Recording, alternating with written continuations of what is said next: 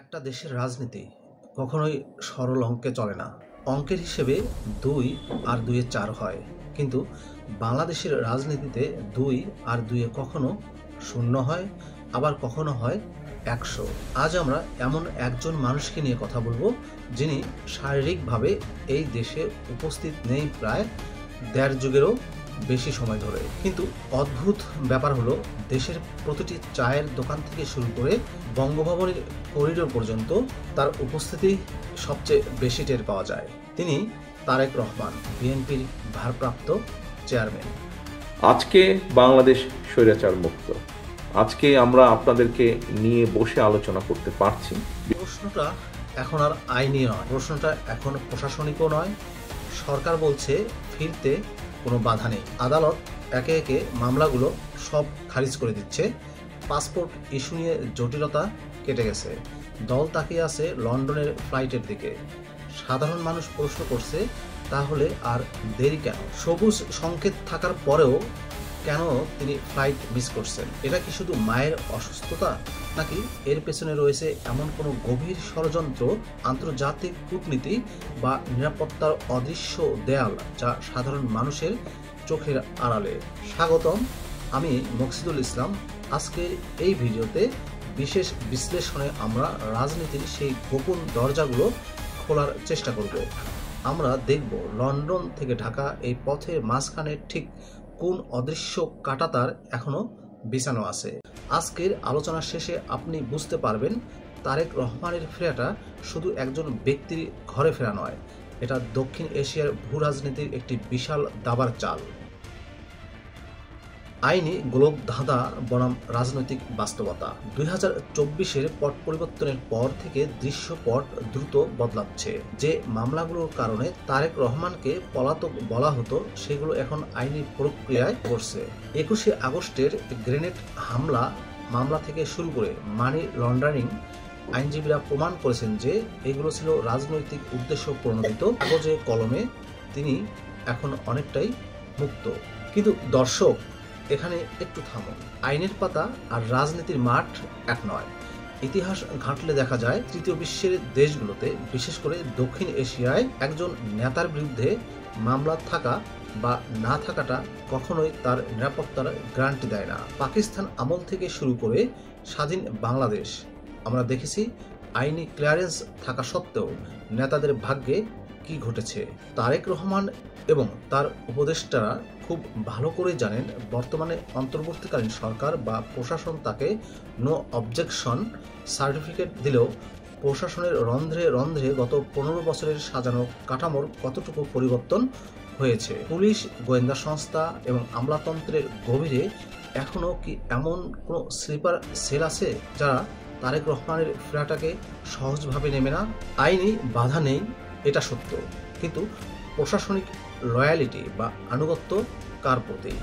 এই প্রশ্নটা তারেক রহমানের লিগ্যাল টিমকে ভাবাচ্ছে। তারা শুধু খালাস চান না, তারা চান একটি নিশ্ছিদ্র নিরাপত্তা বলয় যা নিশ্চিত করতে সময় লাগে। তারেক রহমানের বিদেশে যাওয়ার ইতিহাসটা স্বাভাবিক ছিল না। 2007 সালের জরুরি অবস্থার সময় তাকে যখন চিকিৎসার জন্য বিদেশে পাঠানো হয়, তখন পর্দার আড়ালে কি কোনো চুক্তি হয়েছিল? রাজনীতি ও কূটনীতির বিশ্লেষকরা একে বলেন দ্য এক্সিট ডিল। অনেকে মনে করেন সেই সময়ে আন্তর্জাতিক কিছু পরাশক্তি এবং তৎকালীন সেনা সমর্থিত সরকারের মধ্যে একটি অলিখিত বোঝাপড়া ছিল। সেই বোঝাপড়ার শর্তগুলো কি এখনো পুরোপুরি নিষ্ক্রিয় হয়েছে? আন্তর্জাতিক রাজনীতিতে কোনো কিছুই বিনামূল্যে হয় না। তারেক রহমান লন্ডনে রাজনৈতিক আশ্রয়ে আছেন। ব্রিটিশ আইন এবং আন্তর্জাতিক মানবাধিকার কনভেনশন অনুযায়ী তার একটি স্ট্যাটাস রয়েছে। তিনি যখন বাংলাদেশে ফিরবেন, তখন তাকে সেই অ্যাসাইলাম স্ট্যাটাস বা রাজনৈতিক আশ্রয় ত্যাগ করতে হবে। কিন্তু প্রশ্ন হলো, আন্তর্জাতিক সম্প্রদায় কি এখনই তাকে বাংলাদেশে দেখতে চায়? আসলে একটু গভীরভাবে ভেবে নেই। পশ্চিমা বিশ্ব এবং প্রতিবেশী ভারত উভয়েরই বাংলাদেশের উপর কড়া নজর রয়েছে। কূটনৈতিক সূত্রগুলো বলছে, প্রভাবশালী কিছু রাষ্ট্র মনে করছে বাংলাদেশে বর্তমানে একটি নাজুক ট্রানজিশন পিরিয়ড বা রূপান্তর প্রক্রিয়া চলছে।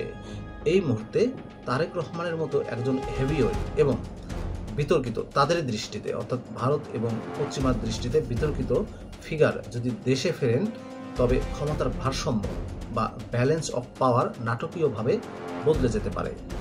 তারা আশঙ্কা করছেন তারেক জিয়া ফিরলে জনস্রোত সামলানো কঠিন হবে এবং বর্তমান অন্তর্বর্তী সরকার চাপে পড়বে।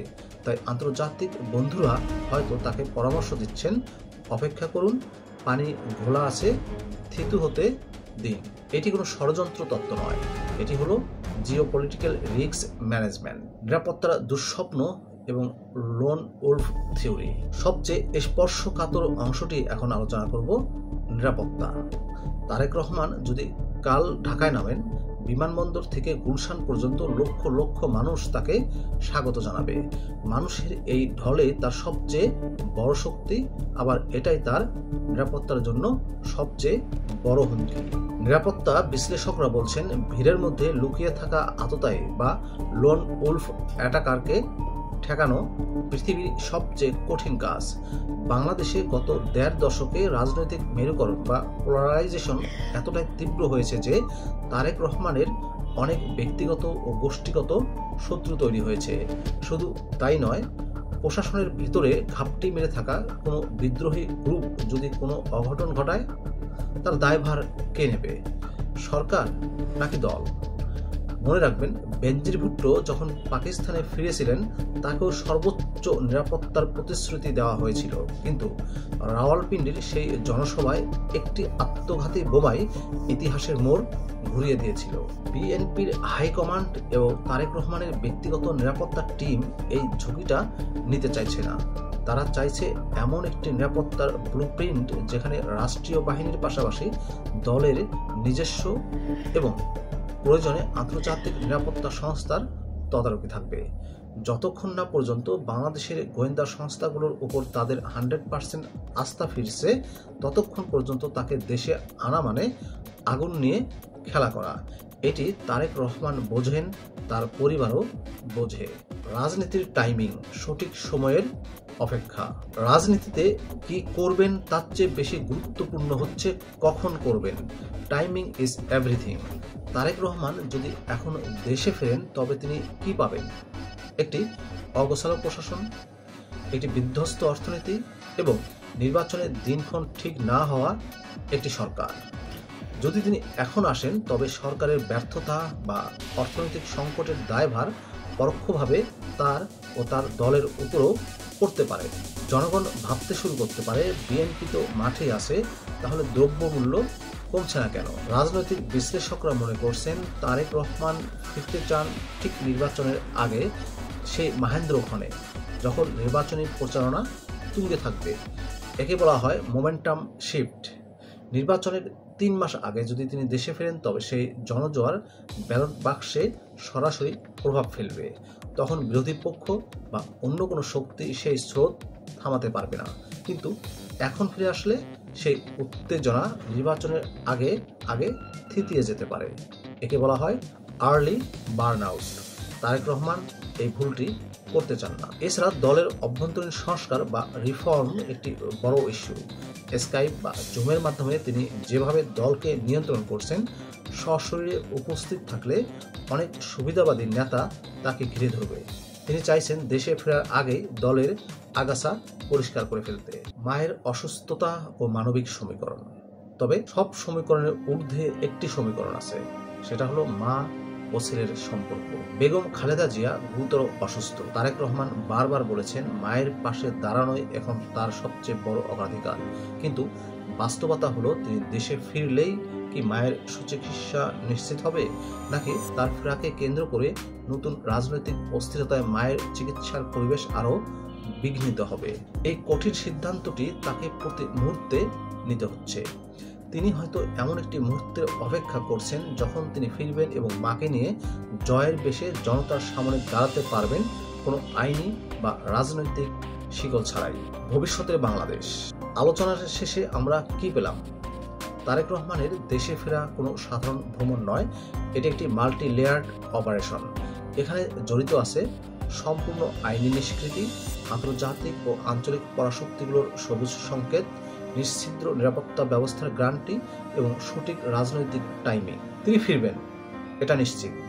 বিএনপি এবং তারেক রহমান উভয়ই জানে রিমোট কন্ট্রোলে দল চালানো আর সশরীরে রাজপথ কাঁপানো এক জিনিস নয়, কিন্তু সেই ফেরার দিনটি হবে বাংলাদেশের রাজনীতির ইতিহাসে অন্যতম গুরুত্বপূর্ণ একটি দিন। তারেক রহমান যেদিন শাহজালাল আন্তর্জাতিক বিমানবন্দরে পা রাখবেন, সেদিন থেকে বাংলাদেশের রাজনীতি আর আগের মতো থাকবে না। নতুন মেরুকরণ, নতুন সমীকরণ এবং নতুন যুদ্ধের শুরু হবে সেদিন থেকেই। ততদিন পর্যন্ত লন্ডন আর ঢাকার এই অদৃশ্য স্নায়ুযুদ্ধ চলতেই থাকবে। প্রিয় ভিউয়ার্স, আমি মকসিদুল ইসলাম।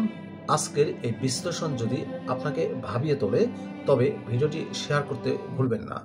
রাজনীতির এমন আরও গভীর ও অজানা অধ্যায় নিয়ে আমরা ফিরব খুব শীঘ্রই। ততক্ষণ পর্যন্ত চোখ রাখুন আমাদের চ্যানেলে। ধন্যবাদ, ভালো থাকবেন সবাই। আল্লাহ হাফেজ।